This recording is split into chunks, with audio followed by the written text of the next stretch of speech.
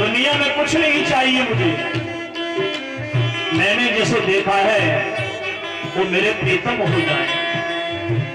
यह महेश मुखी संग चकोरी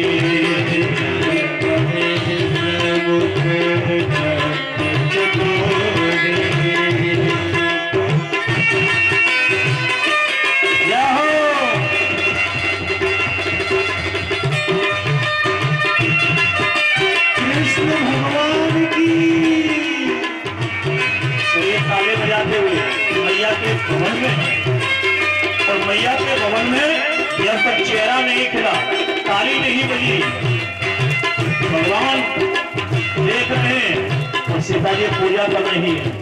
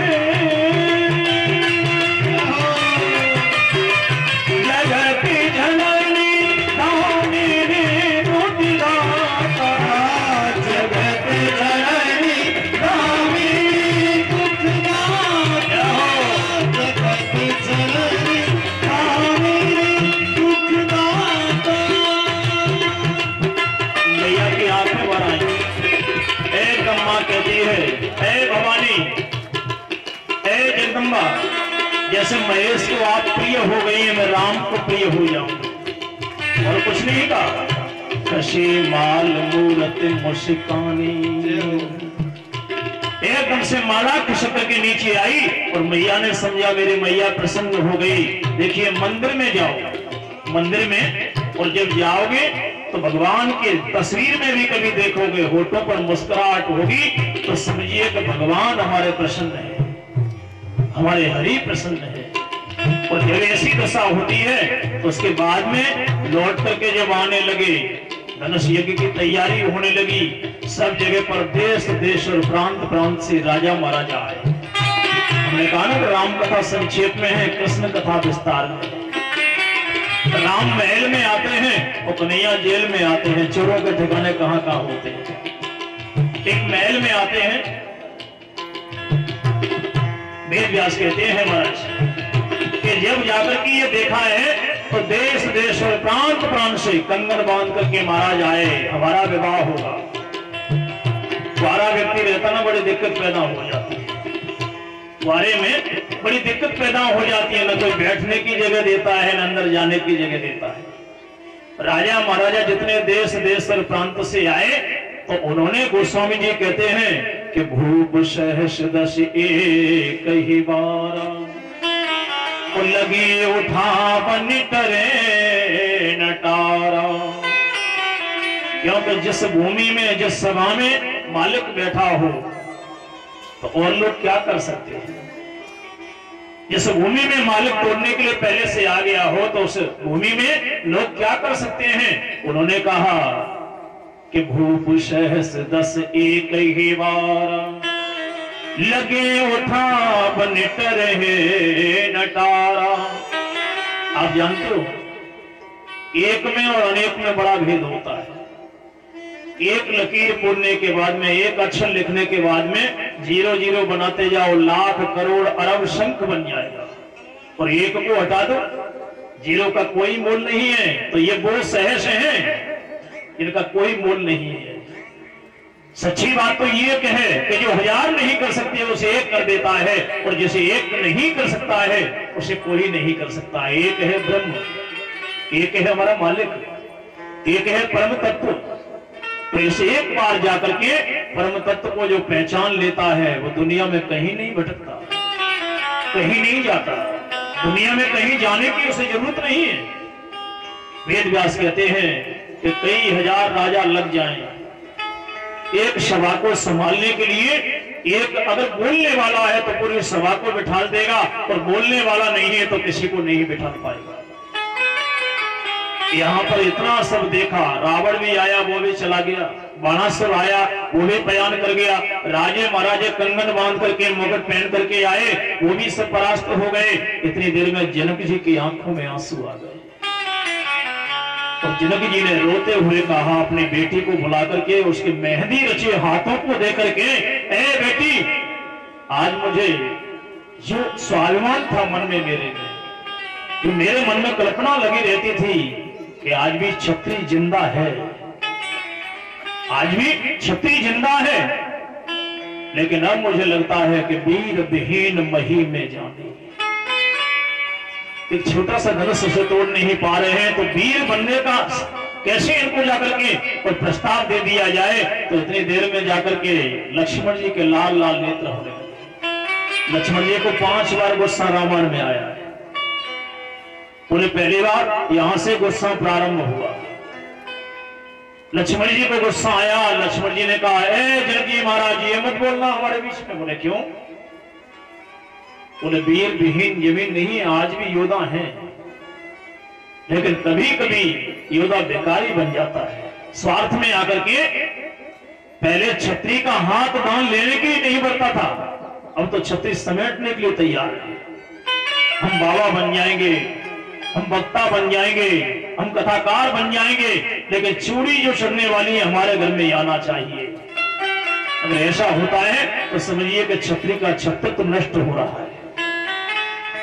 व्यास कहती है कि हाथ में मेहंदी देकर के एकदम उन्होंने कहा, बेटी आज मैं समझ गया कि कोई भी वीर नहीं रहा। लक्ष्मण जी बोले कौन कहता है, क्योंकि सूर्यवंश के ये तारे हैं, इनको सहन नहीं हुआ। और इन्होंने कहा महाराज बिल्कुल गलती मत करना, आज भी वीर हैं और तब भी वीर थे, क्योंकि वीर वही है जो क्षत्रियता को धारण करे, अन्याय न करे, अन्याय सहन न करे, अन्याय को बर्दाश्त नहीं करे और अन्याय को भगाने की कोशिश करे, अन्याय को भगाने की। और अगर रक्षक ही कहीं भक्षक बन जाएगा तो देश का क्या होगा? यदि कहीं रक्षक ही ये भुजाएं सबको मारने वाली हो जाएंगी तो लोगों का पेट अपने आप वैसे ही खत्म हो जाएगा। वेद व्यास कहते हैं महाराज के जिसमें इन्होंने ये देखा, लक्ष्मण जी ऐसे नाराज हुए कि राम जी ने धीरे से पास में बुलाया, है लक्ष्मण इधर आना। लक्ष्मण जी पास में आए, लक्ष्मण जी से कहा अपने लाल लाल नेत्र को थोड़ा ठंडा करो। बोले कैसे करूं महाराज, आप तो ठंडा कर सकते हो, लेकिन इतना बूढ़ा राजा इतनी उम्र में और बार बार कहता रहे, क्या कह रहा है? बोले वीर मही वीर विहीन मही में जाने। ये भला कौन से क्षत्रिय बालक से सहन होगा? ये गलती पर गलती करते जा रहे हैं, अपने होकर के भी अपने को पराया समझते जाते हैं। जब ये बात कही तो राम जी बोले कि विदेह पर नाराज हो रहे, छोटे मोटे पर नहीं, विदेह पर, जो भगवान का चिंतन 24 घंटे करने वाला है उस विदेह पर नाराज हो रहे हैं। इतनी देर में लक्ष्मण जी से कहा कि क्या क्या कर सकते हो ये तो बताओ। कि कंदुक एव ब्रह्मांड उठाओ। अरे महाराज ये छोटी चीज है, मैं गेंद की तरह ब्रह्मांड को उठा सकता हूँ। राम बोले मैं जानता हूं तुम शेष हो, तुम्हारा अंत कोई नहीं कर सकता, क्योंकि शेष का अंत होता ही नहीं। उन्होंने कहा लेकिन इतनी गुस्सा तुम्हारे अंदर जो आ रही है और मुझे तुम्हारी गुस्सा देख करके हंसी आ रही है। बोले क्यों? बोले और क्या कर सकते हो? बोले काचे घट समदारों फोरी, मूली की तरह उखाड़ सकता हूँ, कच्चे घड़े की तरह फोड़ सकता हूँ। राम जी ने हंस करके कहा इतनी ताकत आई कहां से? लक्ष्मण जी की गर्दन नीचे नम गई। लक्ष्मण जी ने विचार किया मैं किसकी ताकत बताऊं, आया तो इनके सब में हूं और ताकत किसकी बताऊं। तो धीरे से गोस्वामी ने कलम आगे बढ़ा दी कि महाराज मैं तो आपके ऊपर बोल रहा था, तब प्रताप बलनाथ। अरे जितना मैं बोल गया हूं तुम्हारे ऊपर बोला हूं, मैं किसी के ऊपर नहीं बोला। राम जी बोले तो अब तो शांत हो जाओ, मेरे ऊपर बोल रहे हो तो मेरा बोलने का तरीका अलग है और तुम्हारा क्रोध करने का तरीका अलग है। एकदम से इतनी देर में जाकर के विचार किया और विचार करके महाराज कहते हैं सुखदेव जी ने चिंतन किया है, राजा परीक्षित को यह कथा सुनाई है। राम कथा तो संक्षेप में है, इन्होंने ये कहा कि लक्ष्मण जी जब नाराज होने लगे तो विश्वामित्र समझ गए, क्योंकि क्रोधी की भाषा क्रोधी समझता है। और जब इन्होंने समझ लिया तो धीरे से सुगमता से कहा, उठो राम, उठो राम। राम जी बोले, मुझसे मेरे गुरु कह रहे हैं। तो धीरे से उन्होंने कहा, उठो राम, बन जाओ भव चौपा। ये कौन सा चौप है? संसार सागर से पार हो जाए। जो रो रहा है उसके आंसू पुछ गए तो समझिए धनुष टूट गया, नहीं तो नहीं टूटा। उठो राम, बन जाओ भव चौपा, मेट हो तात जनक संताप। जीवन में संताप कब आता है? जब स्वार्थ लग जाए।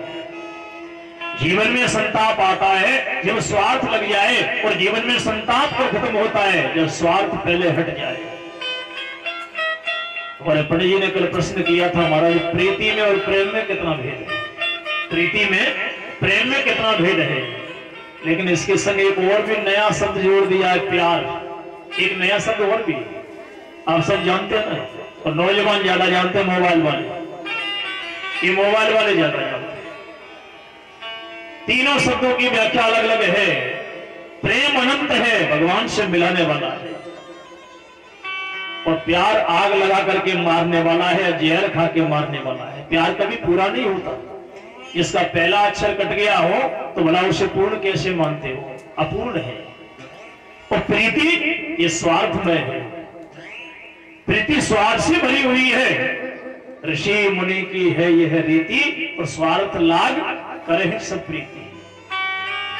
और तीनों को अगर आज का नौजवान समझ गया तो जितनी आत्महत्याएं हो रही हैं, इनमें ये सब बैठे हैं बड़े बड़े, ये सब बच जाएंगे। ये मोबाइल ने बड़ा तमाशा कर दिया है। इसमें से प्रीति खत्म हो गई। स्वार्थ हो तो अच्छी बात है, प्रेम खत्म हो गया, अनंत भगवंत की कृपा खत्म हो गई, प्यार सिर पर चढ़ गया। ऐसा चढ़ा को उतरता ही नहीं, बिना मरे तो उतरता ही नहीं। भगवान कहते थे, उद्धव जी महाराज गोपियों के ज्ञान को देख करके, गोपियों के वैराग्य को देख के परास्त हो गए थे। लेकिन आज के लोग और लोगों की आत्महत्या सुन करके भी और समझ नहीं पाते। और लोगों की आत्महत्या अखबारों में छाई रहती है, वो ऐसे मर गया, वो ऐसे मर गई, फिर भी